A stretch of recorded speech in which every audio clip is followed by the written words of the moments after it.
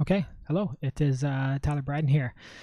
You might see that I'm in a very lit up room. You're seeing one thing on the screen here, and what you're actually seeing is a projector that's actually being put right on the wall in my house, and it's been a very fun Sunday to experiment with this. I can see a screen here just by itself, and then also me with the webcam. Hello. And then me with just webcam. Hi again. This is the MVP. You can see there's a camera behind me that's grabbing that projector. Then you've got the garbage bin. I could have pretended that this wasn't a garbage bin, but I love you, so I said that it was. Garbage bin, upside down projector on top, and that is then putting this display on the screen. You can also see some lights in the background. Maybe you can see that here a bit. That is a projector that I bought from Amazon. Man, Amazon gets everything. And it's creating the star effect and then also the movement here. And this is something that, if you've been following a little bit about 𝗕liche AI and then just what I'm really passionate about in general, this is hitting a lot of the check boxes. So 1 second here.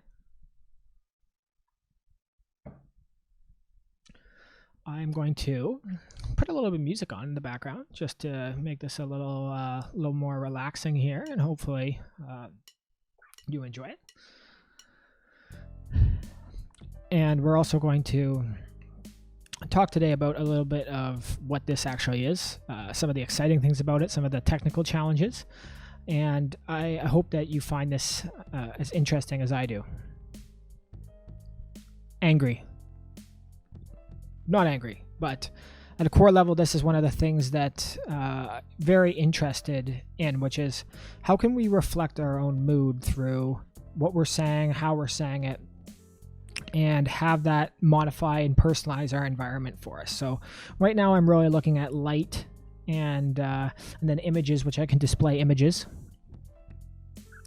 Love, for example, that. And it can be animated images, which is also pretty cool and exciting as well. Then the other thing that we're thinking about, sad.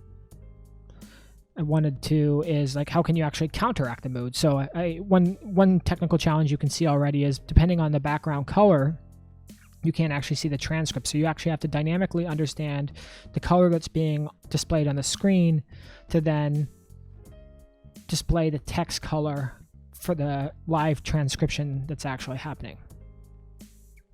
Reset. You do have some control mechanisms like the reset that allows you to delete the text there, which is really powerful. But even there, you could see it because there was an image. As was speaking more and more, the text was actually trailing off the screen. So that's one of the things that we want to solve. Overall, though, one of the bigger questions we have is on that conceptual level, which is there needs to be this toggle mode, which is one of them being, here's how I want to reflect my mood, but here's actually how I want to counteract it as well. And it's so much cooler on the projector. I don't know even why I'm switching here to shot with me and Garbage Bin Man. But, you know, if you are saying, I'm angry, would you really want to have that reflected to you, maybe for an increased self-awareness, but realistically, you'd actually want something that would make you happier. Happy. Something like this, right? So this is the other concept that we're trying to think about, is this toggle. Now, I want to touch about, I mean, there's a lot of things I'm very excited about this, but there's some technical challenge that I'm also trying to overcome. And when I say I'm thinking about this a lot right now, but there's an amazing team behind actually building some of this stuff, and it would not work at all if it wasn't for them. So thank you to everyone who's helped us get this far and actually build something that is, you know, quite exciting. Technical level, because I have a microphone here in my hands that I'm holding up closely to, you know, we're getting high accuracy in terms of the transcript. But if you don't have a nice microphone, then that can be a challenge. And you know, I've done some test runs on this, and I said something about healing before. For some reason it said sexual healing. You know, like there's weird jumps being made at the speech recognition system at a core level, trying to understand what you're saying, and based on that audio quality, there can be a pretty big gap in that. Fuchsia. The other part is like, because of the way that we've set up the speech recognition system right now, you're unable to necessarily train that system to make it more accurate. So we need to figure out a way to actually do that. And then there's the way that you would typically do that is through, sending it to the cloud and training through that. But if you need to be connected to, internet connection and cloud, then there's going to be latency in the level of the transcription that's actually going to come back. And I think, one of my core beliefs around this is that the most beauty comes from as close as possible to real time as it can be. And so you want to reduce the latency and make it feel like you're truly interacting with this system.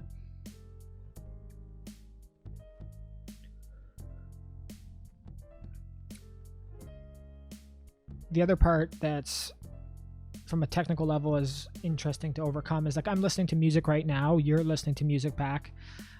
Most likely I will keep it in the final version of this. I'm recording on a multi-track right now. So one channel is my voice going into a channel, and then another is the actual music. I actually recorded a test version before. I wouldn't even say a test one. I actually wanted to record it. They were mixed together, and so at the end, my voice was too quiet and the sound was too loud.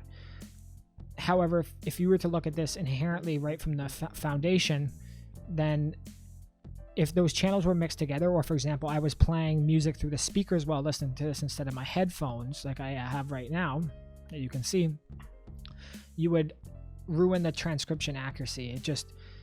There are systems that can, detect background noise but at a core level, the music and the voice would interfere, and the transcription quality would decrease. Therefore, the level of interaction would actually decrease as well too, and that's something that we want to avoid.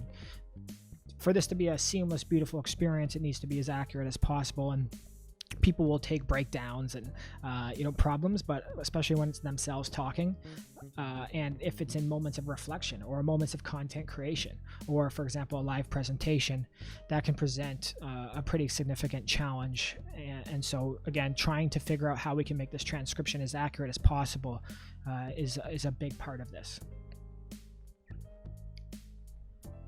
Orange. The other part, which you can see here, which is really cool, is that this projector from Amazon is 3D, and this is only 2D projected through the projector that I have here, right? So when you see it on the old garbage bin, Tyler, you can see that there's a bit of a, to be limited to 2D space, like a screen like this, is actually counterintuitive. And really, as we move more into AR and VR, we're getting more immersive, personalized experiences, and it won't just cut it to be on a screen. And now we're in a time where this pandemic is coming to an end, and there's a lot more chance that there will be these events where people can go together in person. And not only do I see individual experiences with a system like this, there's very powerful group experiences that can be had. Reset. Blue. One of my, theses is that we're heading towards a world where we have these hyper-personalized environments that are tailored and personalized directly around our mood at that moment, who we are as a person, and then if there's multiple people, in our understanding of those people, so that it will all merge together to create these beautiful, harmonious environments where we can be the best versions of ourselves. And that's something that I hope to be a part of. And for myself, having this experience of this system, the awareness of how to actually run it and you can't see, but there's these manual triggers that are set up where I can choose the images, choose the animations that I want to then display with different words or different phrases. So that's one amazing power of the system, be able to set these things up and then have an awareness of what is possible with the triggers that you have. However, we're already working on touching into the ability to automatically query into databases based on unique terms, exclamation mark, unique terms, brands, entities, things that we know are meaningful, that have value, and that we would want to display automatically. So you're not necessarily just having to do everything manually, which is really exciting.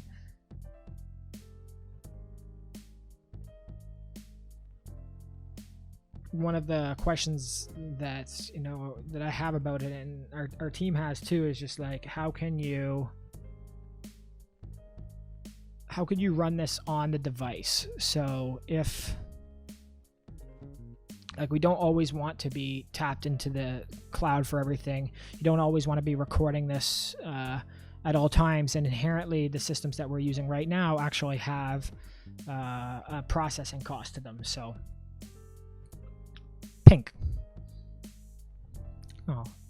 pink reset.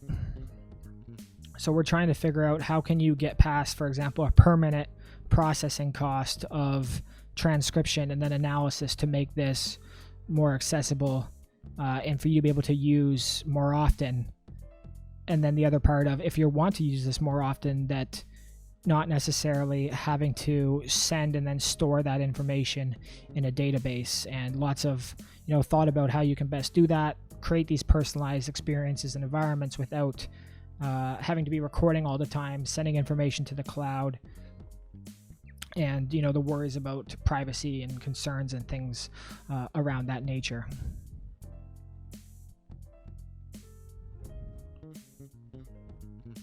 Green. Spring.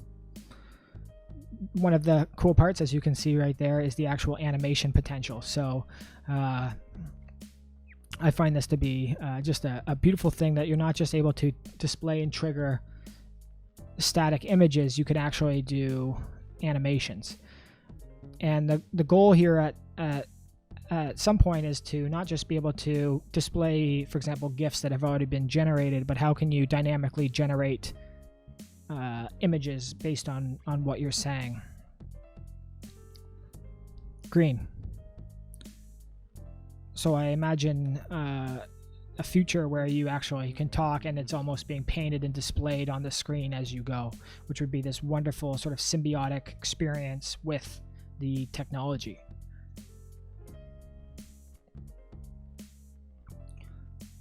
We posted some demo videos about this a while ago, and one of the things that also came up, which was just an amazing question, an amazing conceptual thing to think about, was depressed. So I say I'm depressed. How sad of a word is depressed? How intensely do you use it? How does it actually have an effect on the way that the actual color is brought up? So if I'm really angry, then does the red come in quicker? Or if I'm just subtly angry, does it come in much lighter? And you can see that there's this gradient in the color, but that gradient is relatively static right now, and I think there's a lot that can be done with that. But the question that came up when we actually shared this was like, is this the end of subtlety? It's the end of nuance. And that's something that we want to take very seriously when you have this ability to reflect yourself or counteract yourself through a system like this. Human robot love. Pink. I think this is actually possible. I'm an optimist, and I love technology. I think there's so much healing power. More than just even the healing power, there's a part of life that comes down to having fun and having joy, and that's what this system has given me, this ability to create in real time, this live, generative, personalized system that I've never had the experience of having before. And it's, for me, it's a beautiful thing, and I hope that I can give that to other people, and just so you can see, here's some of the triggers that are actually set up.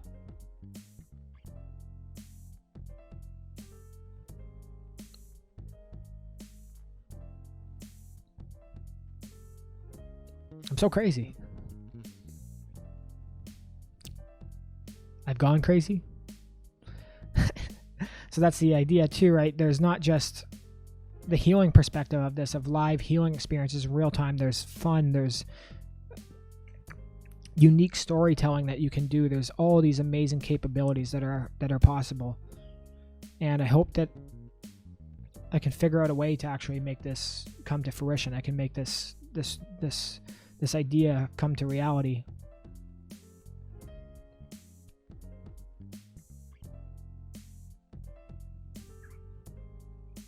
It's going to be a lot of work. This is not just software anymore. There's understanding of hardware that needs to be done. There's psychology, there's lights, sound, so much amazing potential, but so many challenges that are still here.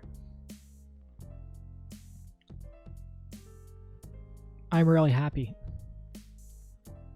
reset, to have the opportunity to work on things like this. And I know that, well, this is, unique to some people and maybe strange, that there's other people that I've had the pleasure and privilege to connect with that see how powerful this can be, and what I hope is want to help it grow and want to support it.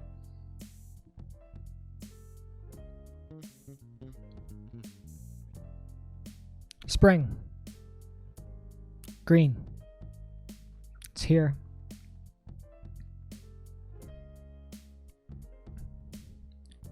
It's beautiful to just have the opportunity to create and share and have that reflected back.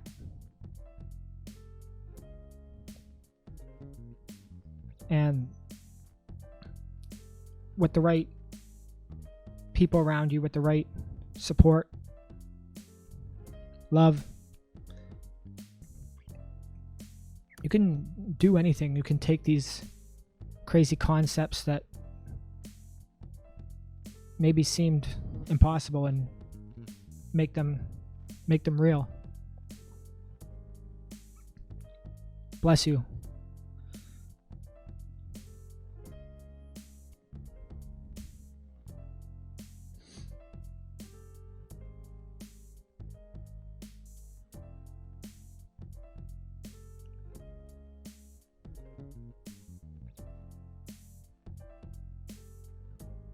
So there's still lots of work to do, but I hope that you enjoyed this time here together. Hope you saw a little bit of the vision. I hope you enjoyed it. I hope that if I move forward with this is something that you would like to use, something that you would like to experiment with, something that you would like to try. There's an amazing quote that I read from the 𝗕liche brothers, who helped create Stripe in this enormous channel for people to just transact and grow. And they said, most companies are building cars, we're building roads. And that's what I want to do. I want to build the infrastructure for people to be able to create, to be able to share, to be able to heal, to interact with technology like they've never interacted before. Love. I do think it's possible. Love, support.